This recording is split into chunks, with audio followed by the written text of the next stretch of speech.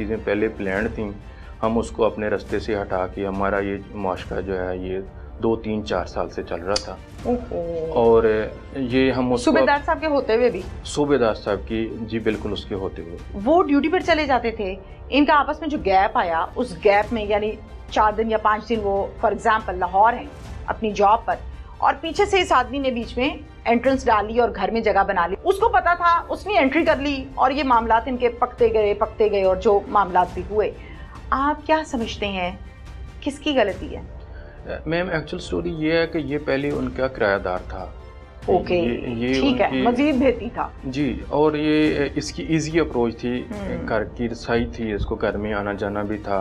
ये ट्रीटमेंट के बहाने से भी उनके घर में चला जाया करता था। थाना बुचियाना में मैं इस टाइम मौजूद हूँ। SHO साहब का नाम है जनाब मोहम्मद इमरान आमिर साहब, जो कि सब इंस्पेक्टर हैं और यहाँ पर अपनी ड्यूटी सर अंजाम दे रहे हैं। मुझे बहुत अच्छा लगा इस थाने में आकर। ये जड़ावाला का थाना है, फैसलाबाद इसका डिस्ट्रिक्ट है। एक ऐसे केस को इमरान साहब ने ट्रेस किया जो 2 साल पहले वकुआ हुआ था। एक ब्लाइंड मर्डर था। एक्चुअल केस तो ब्लाइंड मर्डर था, लेकिन जो रिपोर्ट हुआ था वो अगवा था।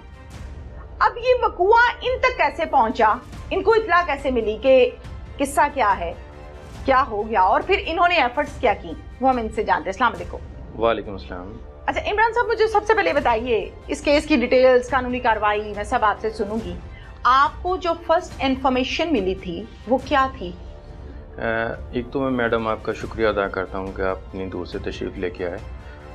ये एक मुकदमा 21 अप्रैल 2023 में ये यहाँ पे दर्ज होता है। कंप्लेनेंट मोहम्मद हुसैन आता है थाने के अंदर, ठीक है, कि मेरे भाई आर्मी के सूबेदार रिटायर्ड हैं, वो अगवा हो गए। तो उनकी इस फर्स्ट इंफॉर्मेशन के ऊपर FIR लॉन्च हो जाती है। तो उसके ऊपर जो है वो लीगल प्रोसीडिंग शुरू हो जाती है, तफ्तीश चलती रहती है। तो 1 साल से 1.5 साल से ज़्यादा टाइम पीरियड गुजर चुका है। तो उसके अंदर कोई खातर खा कामयाबी नहीं होती, उसको अनट्रेस्ड डिक्लेयर कर दिया जाता है उस फाइल को। अब चूंकि मेरी रिसेंटली पोस्टिंग हुई है तो मैंने उसको आके कितना अर्सा हुआ है यहाँ? वैसे ये हमारे केस से रिलेटेड बात तो नहीं है, लेकिन आपकी यहाँ पे तैनाती कितना अर्सा हुआ? अप्रॉक्सीमेटली 2 मंथ्स के करीब। 2 मंथ? जी जी। अच्छा। तो मैंने उस केस फाइल को दोबारा रिव्यू किया। कंप्लेनेंट के साथ जो है वो मेरी मैं उसके साथ जाके घर पे जाके मिला, उसके बारे हाउ नोजल ये केस के बारे में तो चीज़ें कुछ जो है वो आश्कार हुई।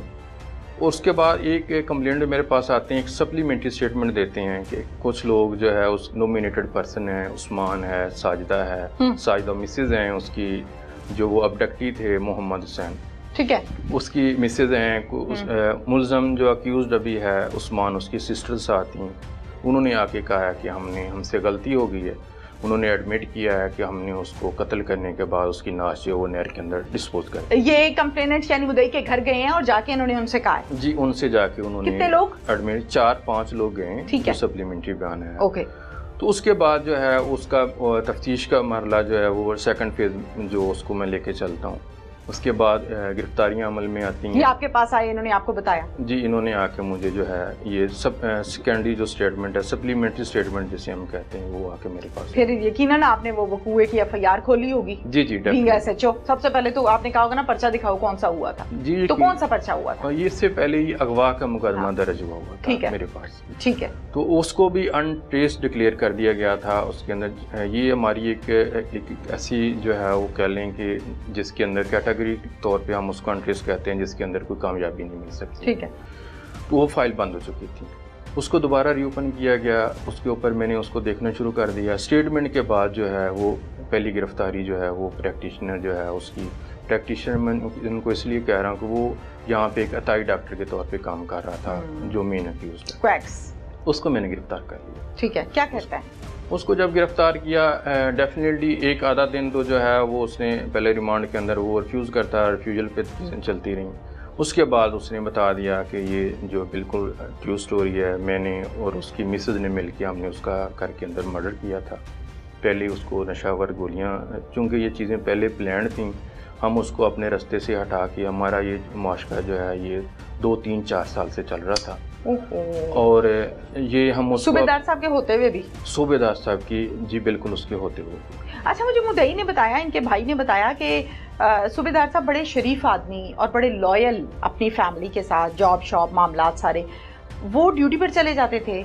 इनका आपस में जो गैप आया, उस गैप में यानी 4 दिन या 5 दिन वो फॉर एग्जांपल लाहौर हैं अपनी जॉब पर, और पीछे से इस आदमी ने बीच में एंट्रेंस डाली और घर में जगह बना ली। जाहिर है आपके आसपास वाले जो लोग होते हैं उनको पता होता है कि आपके घर शौहर कब आता है और कब जाता है, अगर तो आपने उनको इतनी दस्तरस दी होती है, ठीक है ना।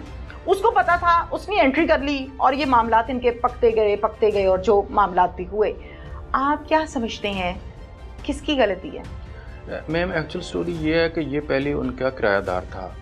ओके, ये ठीक है, मजीद बेहती था जी। और ये इसकी इजी अप्रोच थी, घर की रसाई थी, इसको घर में आना जाना भी था। ये ट्रीटमेंट के बहाने से भी उनके घर में चला जाया करता था, मुख्तलिफ इलो बहाने से। आप कह सकते हैं कि उस घर के अंदर इसका आना जाना था, इसको रसाई दी गई थी, इसकी असेस थी घर में। अच्छा इमरान साहब, मुझे ये बताइए कि ये बहनें जो उस्मान की हैं, इनको गिरफ्तार किया आपने? कितनी बहनों को किया?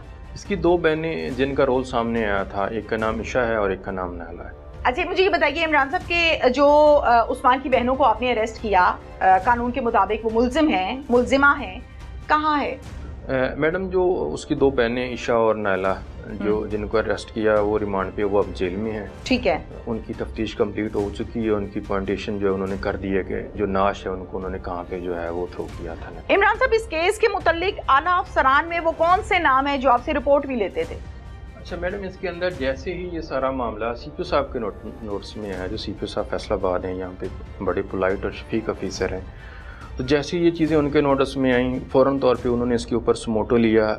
मुझे उन्होंने फ़ौरन जो है मुझे कॉल मिला के कहा कि बेटा इसके अंदर कोई लॉजिस्टिक सपोर्ट चाहिए, कोई नफरी की ज़रूरत है, कोई IT स्किल्स के रिलेटेड कोई चीज़ें हैं। SSP साहब इन्वेस्टिगेशन जो थे वो भी मुसलसल हर 2-4 घंटे के बाद मुझसे राब्ते में थे, और चीज़ें केस के मुतालिक जो है वो चीज़ें सारी वो ऑन बोर्ड चाह रही थी। स्पेशली SP साहब जो जड़ा वाला हैं, वो उन्होंने जो है उनकी सरबराही में ज़ियाउल हक साहब, ठीक है, उनकी सरबराही में, ये उनकी सुपरविजन में ये सारी जो चीज़ें हैं ये कंडक्ट हुई हैं।